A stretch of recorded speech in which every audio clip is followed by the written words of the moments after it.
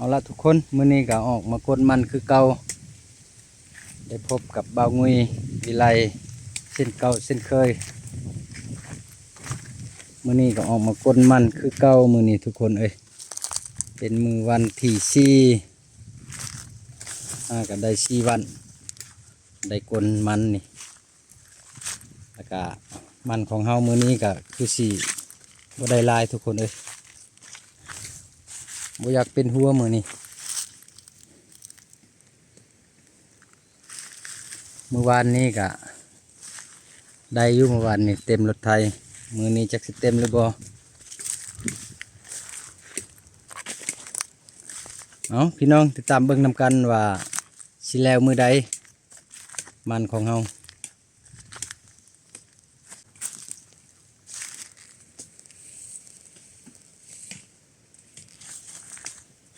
นี่แหละยังฟังนี่แหละพี่น้องนี่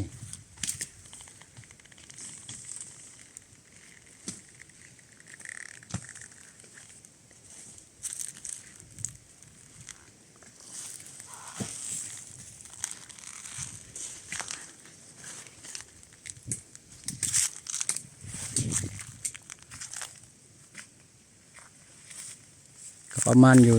ยังครึ่งทุกคนหาก็ได้ครึ่ง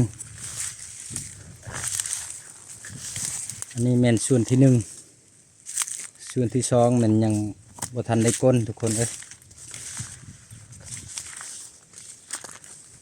ส่วนที่พี่น้องติดตามเบิ่งนำกันว่าเต็มรถไทยหรือบ่มื้อนี้กับพาลูกพาหลานมาช่วยพี่น้องเมียก็บ่ได้มาเมื่อยแล้วพักผ่อนเมื่อวานนี้แดดแห้งนี่แหละ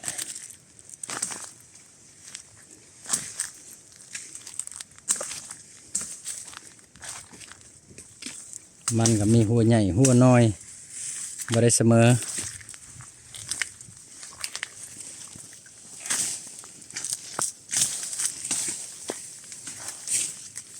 แต่ว่ามี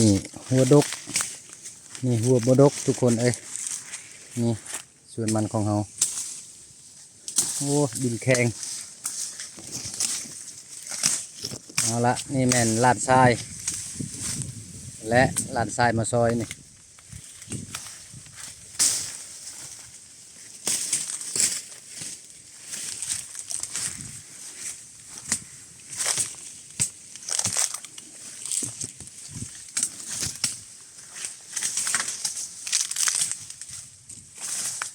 นี่แม่น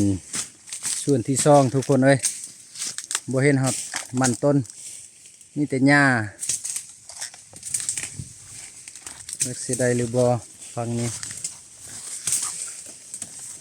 6หลายปีนี้บ่เห็นหอดส่วนมันต้นซ้ำ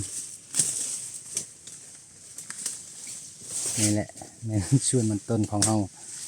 ว้า6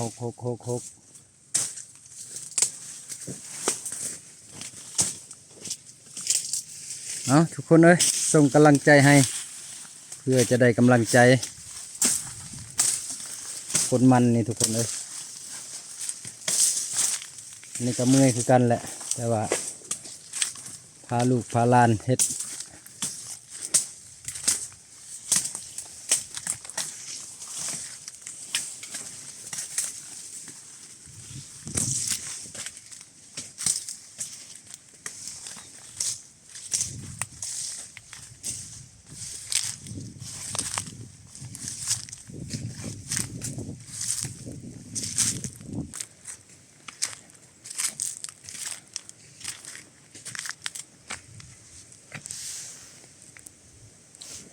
ใครแน่มือนี้บดทุกคนอากาศเย็นมือนี้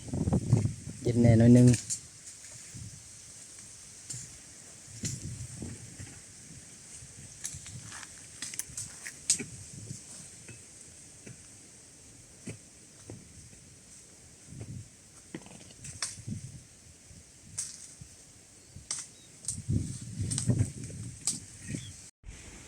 เอาละทุกคน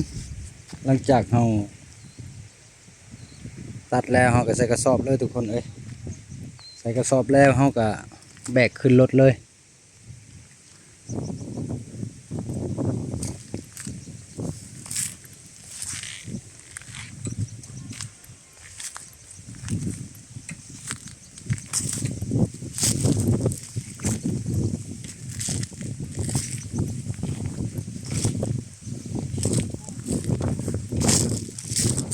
นี่แหละมันของเฮายังแบกบ่หมดทุกคน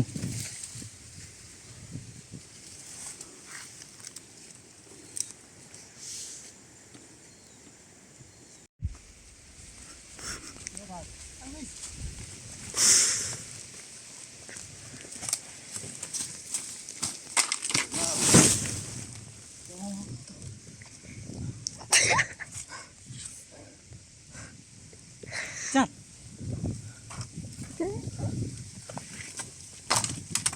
เอ๊ะ